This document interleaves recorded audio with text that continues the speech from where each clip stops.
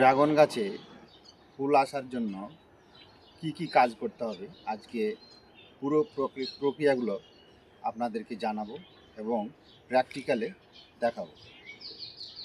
এখন এপ্রিল মাসের শেষের দিক, এই কাজটি যদিও আমাকে আরও 2 সপ্তাহ আগে করা উচিত ছিল, কিন্তু আমি সময় পাইনি, তার জন্য আজকে করছি।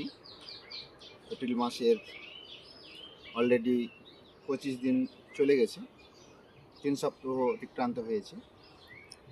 আমি আজকে এই ড্রাগন গাছের কিছু গুরুত্বপূর্ণ কাজ করব, যে কাজগুলো করলে ড্রাগন গাছে ফুল আসবে এবং ফুল ফল আসার সম্ভাবনা এবং বেশি আসার সম্ভাবনা আছে। প্রথমে যে কাজগুলো করতে হবে, এখন দেখতে পাচ্ছেন ড্রাগন গাছগুলোকে ভালো করে দেখো। এই ড্রাগন গাছগুলো অনেক ব্রাঞ্চ, শাখা প্রশাখা হয়ে গেছে, এই দেখছেন অনেকগুলো শাখা প্রশাখা, নতুন নতুন ব্রাঞ্চ এসেছে। এখন আমাকে কি করতে হবে, এর মধ্যে যেগুলো মেন ব্রাঞ্চ বড় আছে, মোটা ব্রাঞ্চগুলো রাখতে হবে এবং যে শাখা প্রশাখাগুলো বেরিয়েছে ছোট ছোট, এগুলোকে আমি এখন কিভাবে কাটবো আপনারা দেখুন।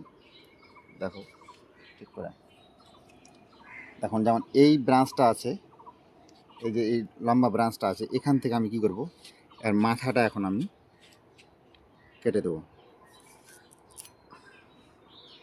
মাথাটা কেটে দিলাম। এরপরে এখান থেকে যে শাখাটা বেরিয়েছে, এই যে শাখাটা, এটা কেটে দিতে হবে।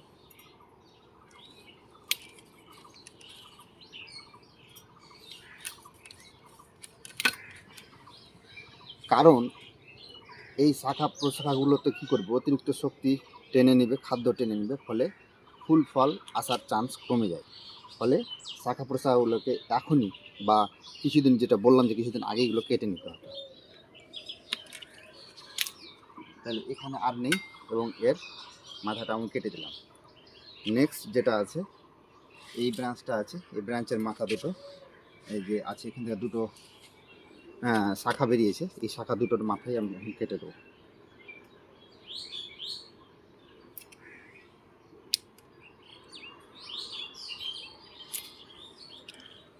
এটা হয়ে গেল। আর এইটা যেটা আছে, এটা অনেকটা পুরনো হয়ে গেছে, এখান থেকে না হয়তো ফুল না আসতে পারে, তার জন্য আমি এটার মাথা কাটবো। আর এই শাখাটা আমি কেটে দেবো।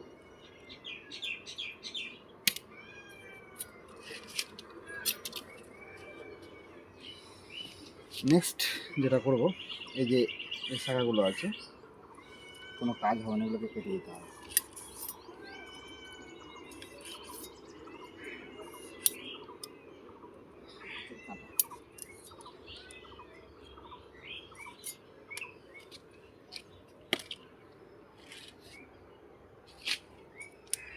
এগুলোকে আপনি আবার নতুন করে লাগাতে পারেন, সমস্যা নেই।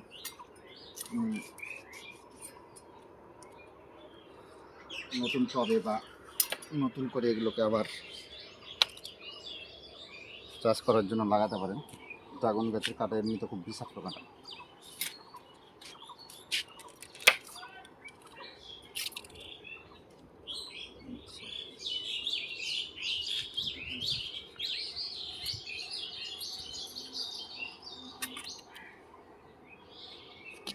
নতুন বেরিয়েছে।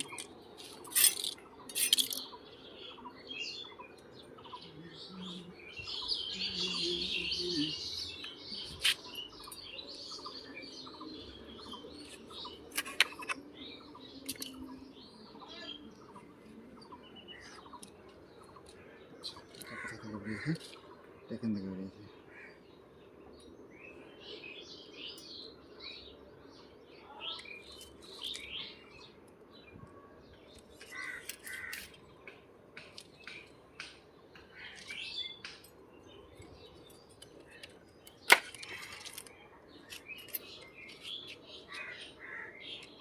কয় মিনিট হলো? 4:30।